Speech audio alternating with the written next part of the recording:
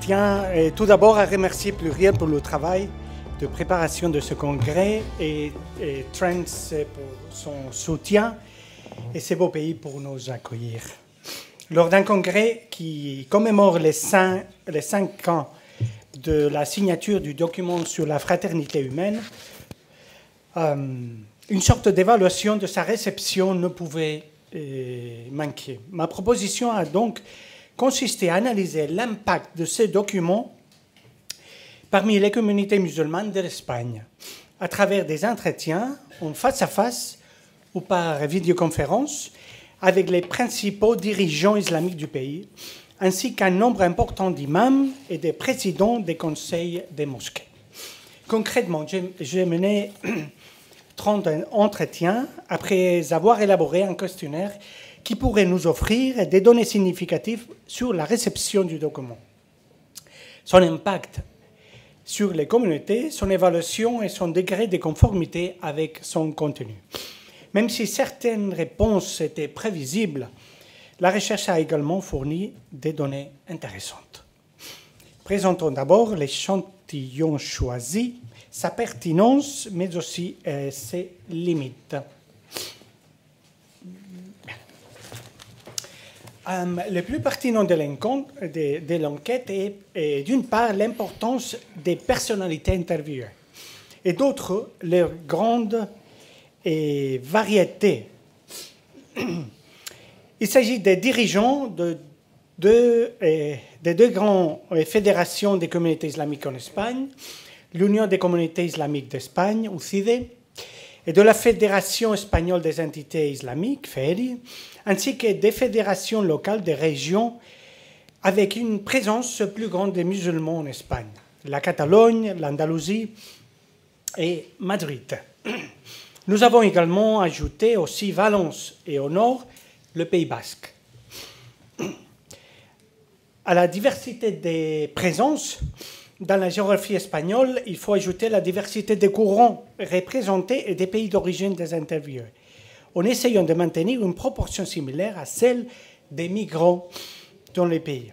Bien que l'islam majoritaire en Espagne soit marocain, de confession sunnite, nous avons également interviewé 2 dirigeants chiites. Le reste des interviewés sont sunnites, mais recherchant une pluralité de courants. Sans aucun doute, l'islam majoritaire peut être qualifié de traditionnel. Mais voilà. Mais nous avons également inclus les réformistes, des modernistes et des soufis, des frères musulmans et même des salafistes. Il faut cependant reconnaître que cette classification est largement arbitraire et que les frontières entre ces courants sont souvent floues. Bien que leur présence en Espagne soit marginale, nous nous sommes également rendus à la mosquée gérée par une fondation émiratie à Grenade, Foundation for Islamic Culture and Tolerance, pour honorer le pays qui nous accueille en ce congrès. La plupart de nos intervieweurs sont nés au Maroc ou en Espagne, mais nous avons également interviewé des Algériens, des Égyptiens, des Irakiens, des Pakistanais, des Nigériens et des Sénégalais. Nous n'avons pas voulu laisser de côté ni l'islam subsaharien, ni l'islam pakistanais qui est aussi présent en Espagne, surtout dans la Catalogne. La méthodologie utilisée a permis de quantifier les réponses de 1 à 10, mais en même temps, lorsque l'on était discuté, elles ont permis de recueillir les raisons des évaluations. De cette façon, il nous est devenu beaucoup plus facile pour interpréter les résultats, parce qu'on a discuté face à face avec les imams. Malgré la pluralité de l'échantillon, il doit être interprété plus qualitativement que quantitativement. Et cela devrait nous servir à signaler des tendances d'opinion plutôt qu'à prendre définitivement des résultats chiffrés. Bon, je présente les principales conclusions. Au vu des résultats, nous pouvons tirer quelques conclusions principales. le contenu des documents de fraternité est extraordinairement bien accueilli par la communauté musulmane. Le contenu, dans la section dans laquelle il est demandé d'évaluer diverses phrases qui apparaissent dans le document, le degré d'accord avec elles est pratiquement total.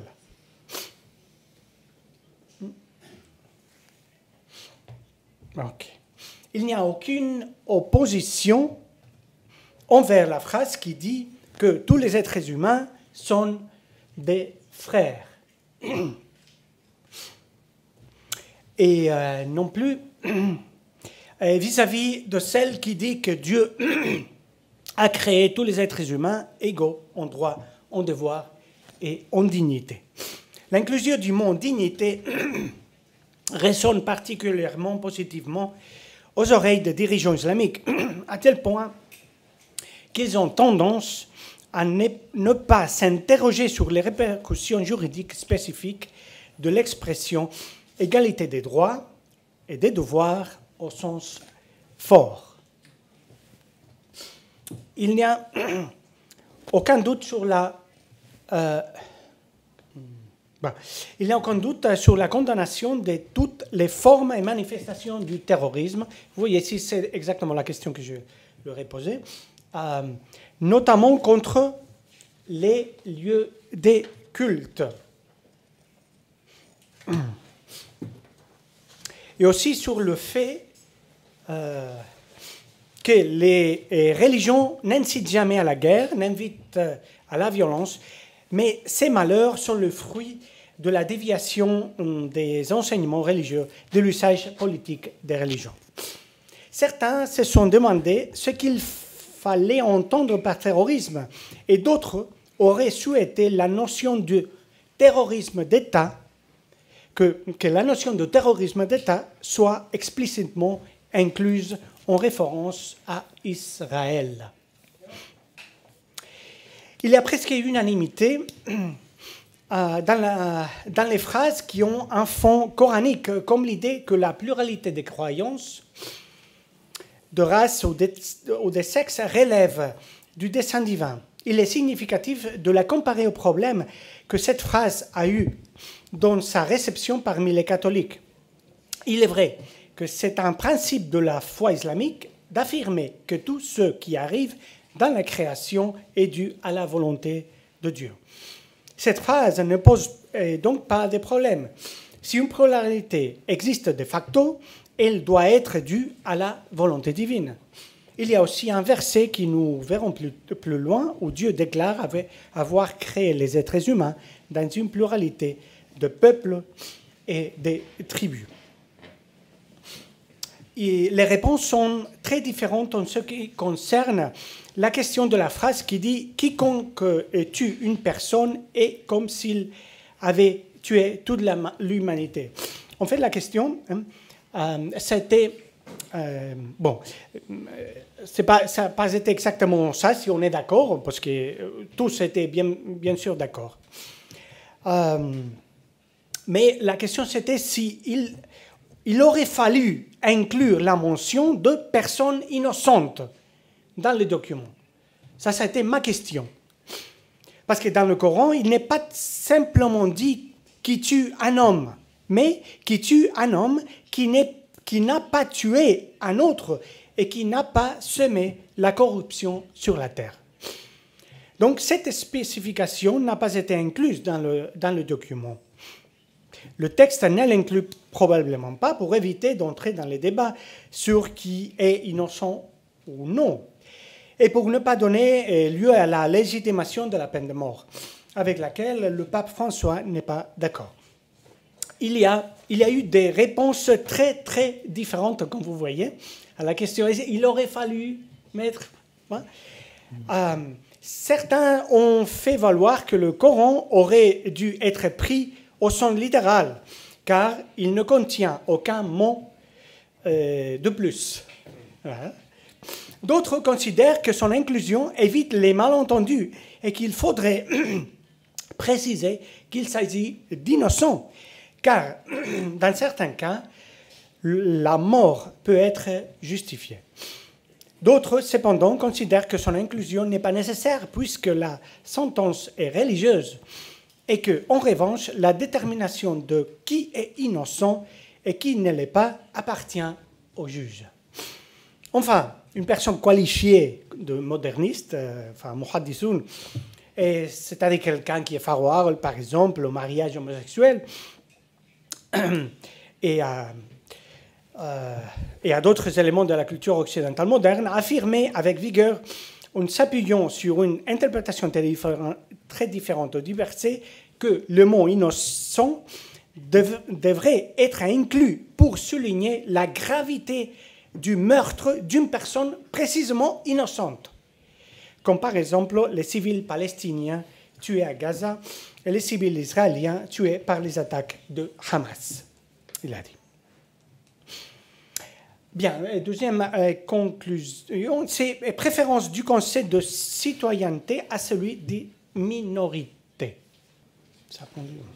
Il est prouvé que les dirigeants islamiques ont facilement intégré le concept de pleine citoyenneté et pensent qu'il faut renoncer à l'usage discriminatoire du terme minorité. Cependant, tout le monde ne semble pas comprendre toute l'ampleur de cette exigence, particulièrement insistante de la part des chrétiens d'Orient, notamment des Égyptiens. La pétition signifie abandonner le concept classique de dhimmi ou de minorité protégée. L'imam d'Al-Azhar a incorporé le concept de citoyenneté de manière régulière, au moins depuis 2017. Cependant, le texte du document de la fraternité évite une confrontation avec le concept traditionnel de dhimmitude et utilise ici le terme arabe aqalliya. Dans notre question, nous avons mentionné le mot arabe pour clarifier le sens. Il aurait été intéressant de voir si le degré d'acceptation aurait été changé si le terme utilisé dans le document en arabe avait été dhimmiya et pas aqalliya.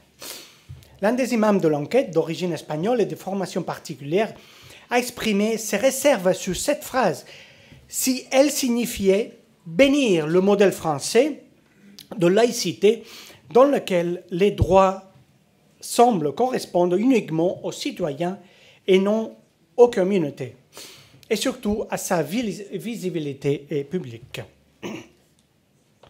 Cependant, force de constater que les dirigeants approuvent la liberté des croyances, de pensée, d'expression et d'action. Plusieurs d'entre eux ont mentionné le verset bien connu qu'il ne doit pas avoir aucune contrainte en matière de religion pour l'accepter catégoriquement. D'autres ont exprimé leur malaise à l'idée de ne pas inclure des limitations à la liberté. En revanche, il n'y a aucune réticence à l'égard des droits fondamentaux reconnus aux femmes. Troisième conclusion, un plus grand développement parmi les dirigeants islamiques sur ce que l'Orient peut apprendre de l'Occident. Une autre conclusion intéressante est que les dirigeants islamiques développent plus largement les questions que l'Orient peut apprendre de l'Occident. L'une des critiques que l'on peut faire au document de la fraternité est le déséquilibre entre ce qu'il affirme que l'Occident peut apprendre de l'Orient et ce que l'Orient peut apprendre de l'Occident. En fait, il semble être dit que l'Occident doit apprendre de l'Orient beaucoup de ses valeurs et de sa spiritualité, alors qu'en sens inverse, seuls les éléments liés au développement économique et scientifique semblent être énoncés. Pour faire court, il semble que l'Orient est l'esprit et l'Occident la matière, comme si l'Occident n'avait pas de grandes valeurs à partager avec les autres civilisations. Pour recueillir l'opinion des imams et des présidents des mosquées et des fédérations, au lieu de leur demander s'ils étaient d'accord avec le texte du document, je leur ai demandé son liste préalable, une ou deux choses que chaque culture pourrait apprendre de l'autre. En parlant de l'Orient, qui est le mot utilisé dans le document, Je précisais en disant le monde arabe, islamique, et votre pays d'origine, si c'est le Maroc. Sans surprise, c'est que les dirigeants islamiques pensent que l'Occident pourrait apprendre. Ce sont les valeurs spirituelles de l'Orient. En fait, le mot spiritualité est celui qui revient le plus parmi les réponses. Il y a 14 personnes qui ont parlé de la spiritualité, la foi, etc. Certains affirment que l'Occident avait eu une culture croyante dans le passé, mais que cette croyance est disparue. Les imams et les dirigeants islamiques évoquent également le lien social. La société traditionnelle et l'hospitalité face à l'individualisme occidental. Cet individualisme revient à plusieurs reprises. Toutefois, certains souligne que cette société traditionnelle, au lien communautaire, s'est déjà perdue dans les grandes villes de l'Orient également. Diverses personnes parlent de la valeur de la famille. Sur les spiritualités, ça c'est c'est le nouage des mots. Sûrement inspiré par... Diverses personnes parlent de la valeur de la famille, sûrement inspirées par l'une des questions précédentes, dans lesquelles on leur demandait si la mise en garde, ça c'est la question de la famille, est apparue aussi, si, oui, je leur ai demandé si l'attaque de l'institution familiale est une réalité qui ne touche que le monde occidental, 10, ou bien seulement le monde oriental, 0, ou bien c'est un problème qui appartient aux deux mondes. C'est très intéressant. 12 personnes ont dit exactement, on a le même problème de l'attaque contre la famille dans le monde occidental et dans le monde oriental. Ça, c'est assez intéressant. Cela dit, il est intéressant de voir que les dirigeants islamiques ne reconnaissent pas seulement les éléments positifs de l'Occident liés au développement économique, à la science et à la technologie. Ça a été cité par cette personne. Même si ceci a été mentionné, la plupart ont souligné d'autres choses. Enfin, beaucoup de personnes ont mentionné 15 questions sur l'ordre. L'ordre, même le mot ordre a été mentionné 8 fois. Le mot, c'est incroyable. Oui, bien sûr, ce sont des gens qui ne viennent pas des Émirats. Ou l'ordre, c'est clair. Hein? Mais voilà, c'est intéressant qu'il ait été mentionné. La démocratie, les libertés et les peuples divers ont été également évoqués, ainsi que la protection sociale des plus pauvres. Vous voyez, 13 personnes ont parlé des valeurs sociales de l'Occident. Dans une autre question ouverte, ils étaient invités à réfléchir à un synonyme du concept de fraternité humaine universelle. Ils ont parlé de coopération, collaboration, coexistence, égalité humaine, êtres ayant un destin commun. Une autre conclusion, c'est que le pape François apparaît comme un chef religieux très apprécié. Ok, très apprécié, vous voyez. Il est très apprécié, et même un peu plus que la figure du grand imam Ahmed al-Taïb.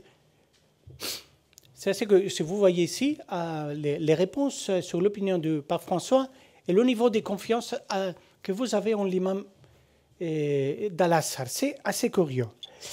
Bien, pourquoi ça? Et d'abord, la majorité de l'islam présent en Espagne, en raison de son origine marocaine, suit l'école malikite, tandis que l'école égyptienne traditionnelle est de l'école chafaïte.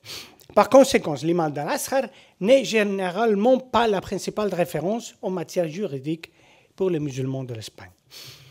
2. La discrétion nécessaire d'Al-Azhar concernant la politique intérieure et étrangère de l'Égypte a tendance à être évaluée négativement depuis les musulmans de l'Espagne. Et 3, il ne fait aucun doute que parfois, les êtres humains, nous avons tendance à critiquer ceux qui sont le plus proches de nous à cause des différences. Et en même temps, nous admirons ceux qui sont éloignés parce que nous valorisons leurs qualités. Cela dit, certaines personnes interrogées ont également revu à la baisse leur évaluation du pape François en raison de ce qu'elles considèrent comme son inaction concernant le conflit de Gaza. Comme prévu, le document n'a suscité qu'un faible intérêt parmi les musulmans espagnols. L'intérêt à l'égard du document est certainement faible. Le faible intérêt a dû aussi, selon eux, au fait de ne pas impliquer davantage d'acteurs dans son élaboration, comme ce fut le cas du document « Une parole commune » ou la déclaration de Marrakech. Je vais sauter.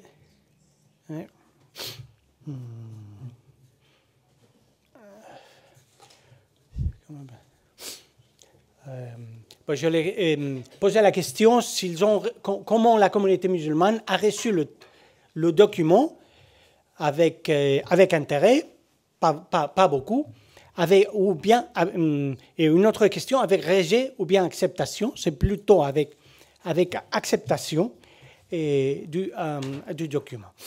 Par rapport à la connaissance du document, vous voyez, c'est très varié, des personnes interviewées. C'est clair que les gens qui ont été, qui sont au plus haut niveau de la direction des musulmans en Espagne, ils sont beaucoup plus en relation avec les dirigeants catholiques, et donc ils ont fait des activités en présentant le document. Bon. Je ne vais pas présenter. Je les ai demandé aussi d'offrir quels sont les textes du Coran qui fondent la question de la fraternité et aussi des hadiths. Mais vous le verrez dans le texte publié l'année prochaine, Inch'Allah. Merci beaucoup.